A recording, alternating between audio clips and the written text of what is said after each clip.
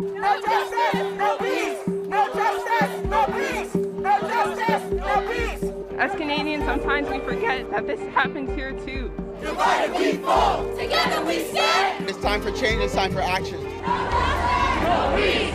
I can't breathe. All we're asking for is freedom, justice, and equality. That's all we ever wanted.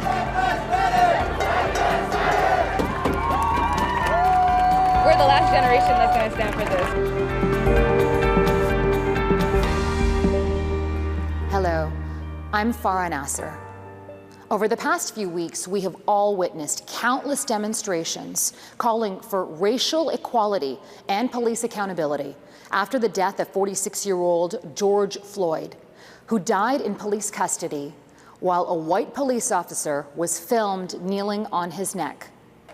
Protests have erupted all around the world, including right here in Canada, as people demand police reform and an end to anti-Black racism. It has been suggested that Canada doesn't have a systemic problem with racial profiling and racial discrimination, but the data suggests otherwise. Black Canadians account for 3.5% of the country's total population, but are overrepresented in federal prisons by more than 300%. As well, a Black person is nearly 20 times more likely than a white person to be involved in a fatal shooting by Toronto police. I'm here in Toronto's historic St. Lawrence Hall. Back in 1851, here in this very room, a convention of freed Black men met to discuss how to end slavery in the U.S., as well as how to help Black people escaping slavery enter Canada. More than a century and a half later, racial inequity and disparity still exists. Tonight, we're going to look at the history of anti-Black racism in Canada and how it still manifests today. Black Lives Matter is more than 3 words. It's about having uncomfortable conversations and taking concrete action. Tonight, we begin with a story that took place 2 months before George Floyd's death, 1,300 kilometers away from there, in the suburb of Brampton, Ontario, where a young Black man, 20 years younger than Floyd, was killed by police in his own home. Tonight, we want you to know him, how he died, as his family seeks justice.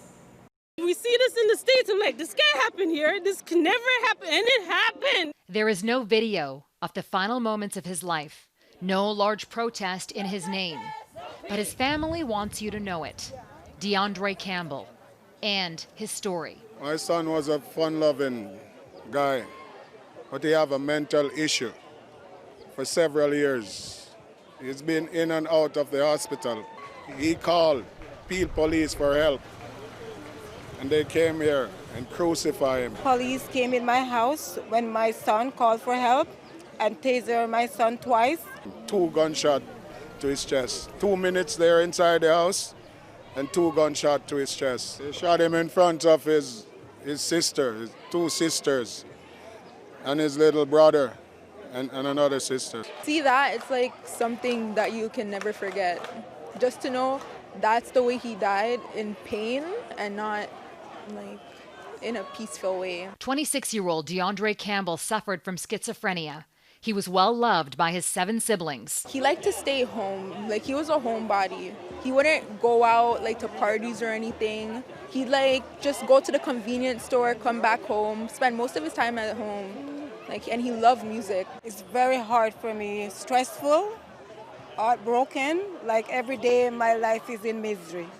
To know that I can't see my son anymore, just looking at pictures and I can heard his voice. I need justice. It was crazy the way how they deal with my son that day. Ontario's police watchdog, the SIU, is investigating the case. It says a knife was recovered at the scene. The family has been interviewed, but the officer in question, even though he's been asked, has not provided his notes or been interviewed. And he's not obligated to do so under the Police Services Act. We took the family's concerns to Peel Region's police chief. I'm going to just play you a couple clips now. They need to make a lot of changes. They shouldn't be sending police with guns for a mental issue. And the chief should train his troops properly. Whatever he's telling his troops, He's not telling them the right thing because they're not doing the right thing when they go on the street. They're treating we like pigs. When they see us, what do they see? Do we not look like human beings? I just want to ask, what do we look like when they see us? Because at this point, we don't feel like human beings. It's like shoot first and ask questions later, and this is the result. How does that make you feel? It's the opposite outcome to hear somebody say that than what we ever took our oath to do. Should there be bolstering of other systems so that I don't have to be, or my officers don't have to be at the doorstep of people in a mental health crisis? 100%. It exists. Racism It's exists. right here. Look at us. My nephew, his son, their brother is dead. They killed him in his house, and they say it doesn't exist in Canada. We're here. We're proof it exists. DeAndre's family wants justice and answers, and most of all, something they can never have. They want him back. This is his family. Look at their faces. They traumatize a generation of the family for the rest of their lives. We're traumatized. Look at my brother. Something has to be done. This is what they left behind. Author, journalist, and activist Desmond Cole has been outspoken about policing tactics, how police are funded, and the use of body cameras by officers. I don't know why our society is so tolerant of watching people die and is so reluctant to actually stop the death and feels like this is actually an adjudication process. It's a process of defending whether the police did right or wrong and not a process of protecting Indigenous and Black people's lives. It's this idea that we can just go on with a policing model that was designed to protect certain people against other people. That has to stop, and we have to be honest and not pretend that the police sprung up in some multicultural utopia and that it just needs to be tweaked a little bit. This is what we're talking about when we talk about abolition and defunding, not as some kind of standalone principle where you just punish the police by dinging 5 or 10% off their budget.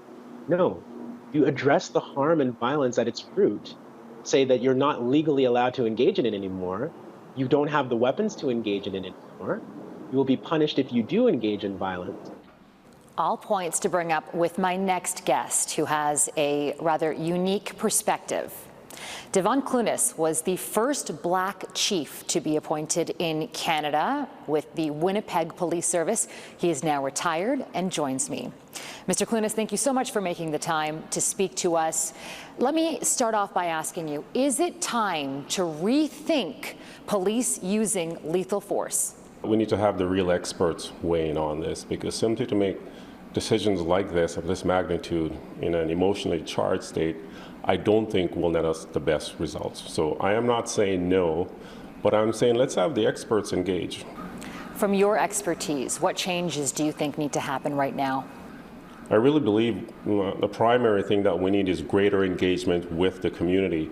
The issues that we see bubbling up in terms of police, and it is not just about the police and institution. I think it really is a reflection on what is taking place in our society.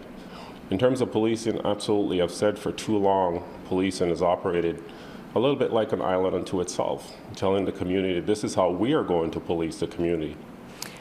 I just want to be clear here. Do you agree with defunding the police? What I disagree with is the terminology. I agree with the concept. When I was a chief in Winnipeg, I talked about crime prevention through social development. That's what we're talking about, dealing with the root causes of crime. So I think when people say defund police, they mean let's start really investing in community. And over a period of time, you'll actually see the need for policing decline, and that will lead to what we call defunding police. Tell me about your experiences with systemic racism. I experienced systemic racism from my first year in this country, 1975. As an 11-year-old, imagine being transferred from your culture, everything that you're accustomed to, and planted in a classroom where you looked around and you were the only individual of color. And my first year was very difficult. And I failed when there were two teachers, and one who looked at me as a little black boy and said he's not very smart. Let's put him in a class for slow learners. But the other teacher said, no, I'm going to invest in this young boy's life. And by grade 9, I was a top student in the school. But I have to tell you, as a teenager, I consistently experienced the N-word, But at that point, I really had a good sense of who I was as a black person, and I determined at that stage of my life as a teenager that I was going to do something to build those cultural bridges. And I recognized that there were no black police officers. So I thought that by becoming a police officer, I would set an example for those who look like me and the broader community. Let's talk about what's happening in the United States and around the world, this moment. Is it a moment, or is it a movement that you think is going to create real sustainable change? I kept calling forcefully for this real systemic change that we need to bring about in policing, because as I alluded to earlier, for the history of policing, we've acted a little bit like an island unto ourselves. But in order for us to become the new policing paradigm for the future, I believe this moment will cause the change to occur. And I would encourage police leaders across this country, in the US and around the world, to embrace it, get on board and be part of that change, because policing has to advance, and we need to become what the future society requires in terms of policing and community. Okay, Mr. Clunas, thank you so much for your time and your valuable insight. When we come back, fighting ignorance by going back in time.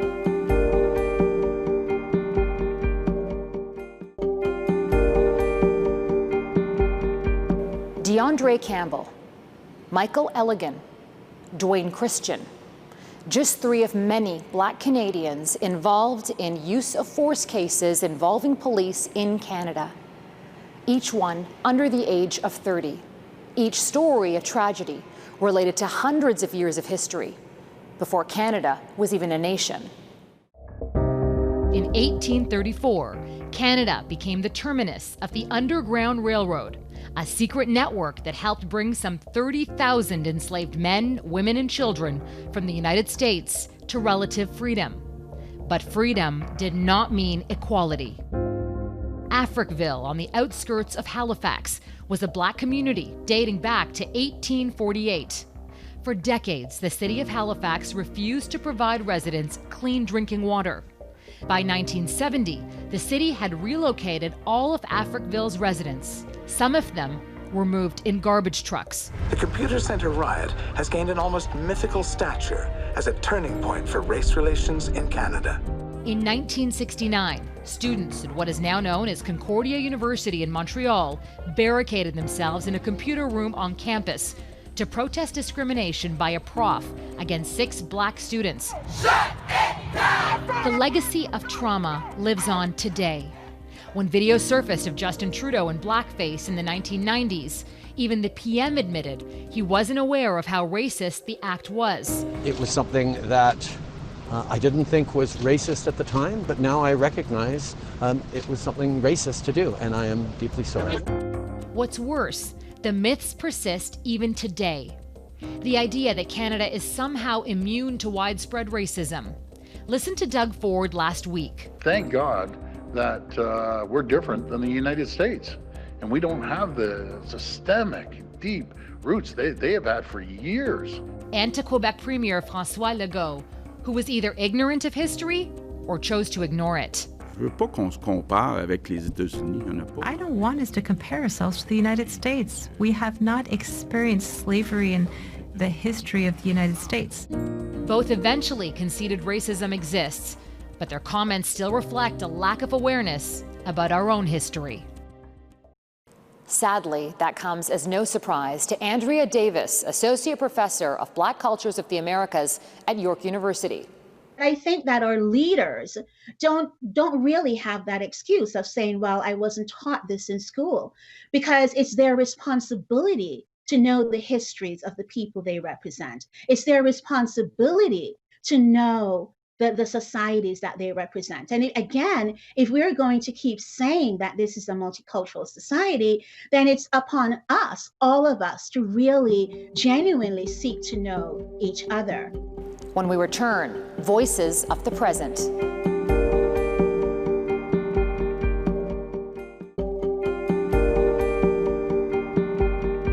Me and my shadow exchange horror stories about being black. I say to my shadow, I envy you. No one ever questions the quantity of your blackness. You're never too black or not black enough. You are always just simply black. We are, without a doubt, in a moment in history. a potential turning point. It's time to hear the experiences of Canadians, the everyday racism they face, and their hope for change.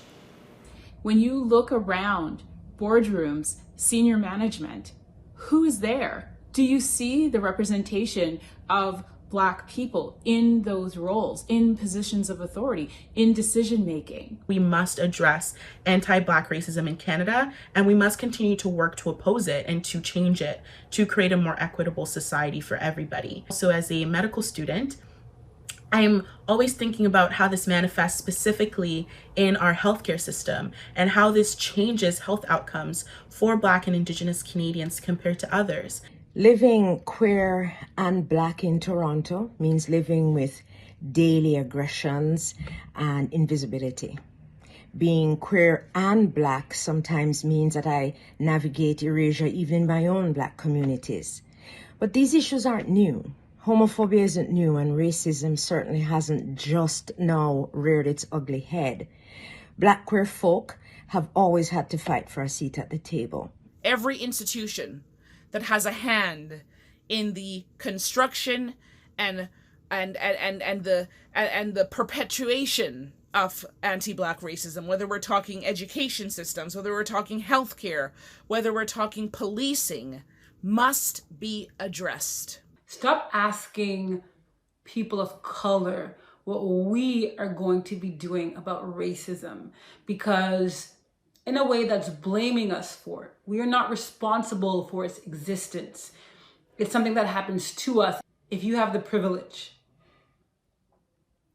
if you have the power, what are you going to do about racism? Just ahead, multi-generational trauma and mental health.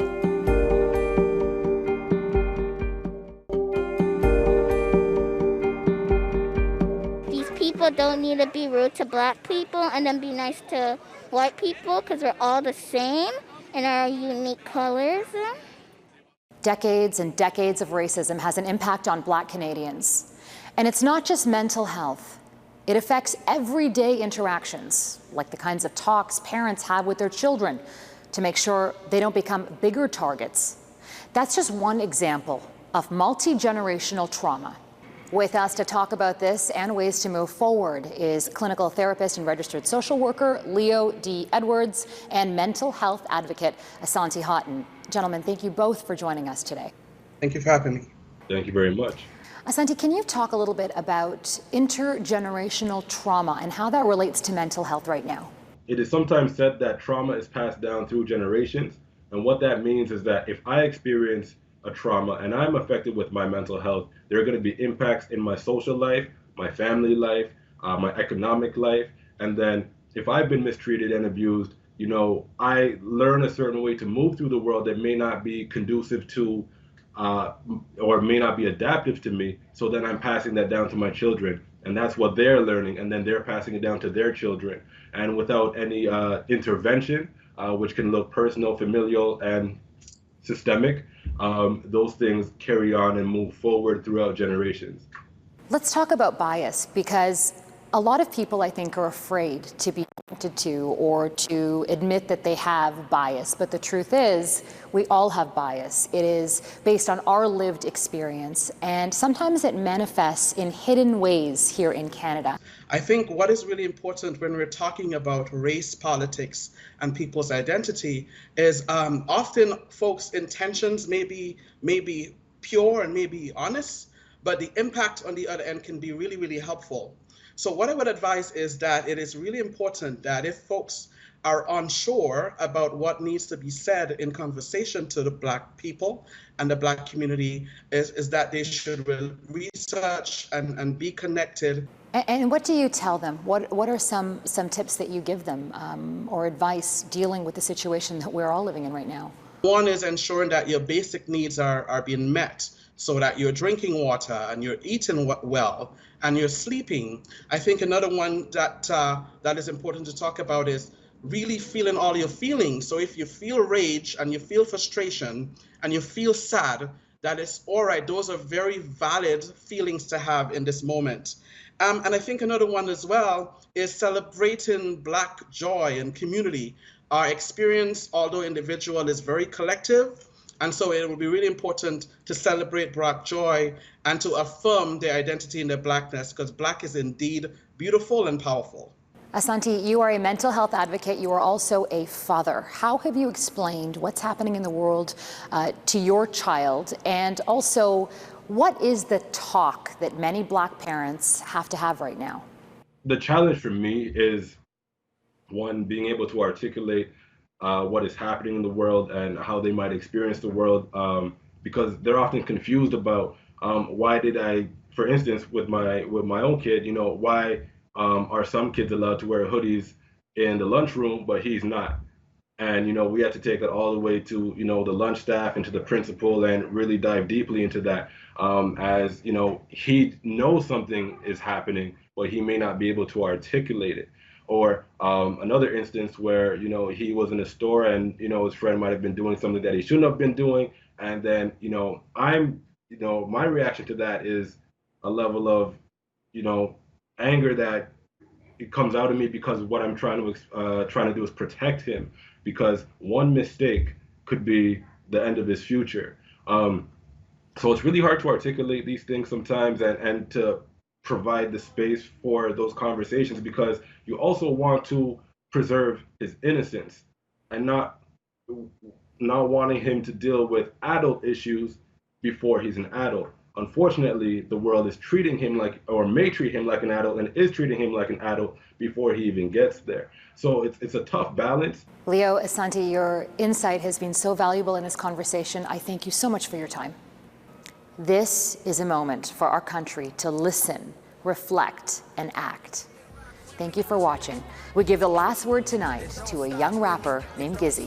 Yeah, let me tell you a story about a fine young man that knew he changed the world way before he had a plan. Started off with hoops and now I'm rhyming on a loop. Every day non-stop, trying to make it to the top, trying to be top dog, trying to beat all odds, really trying to find the loop so I can buy my mom that coupe, the one with hella leg room and the drop top roof.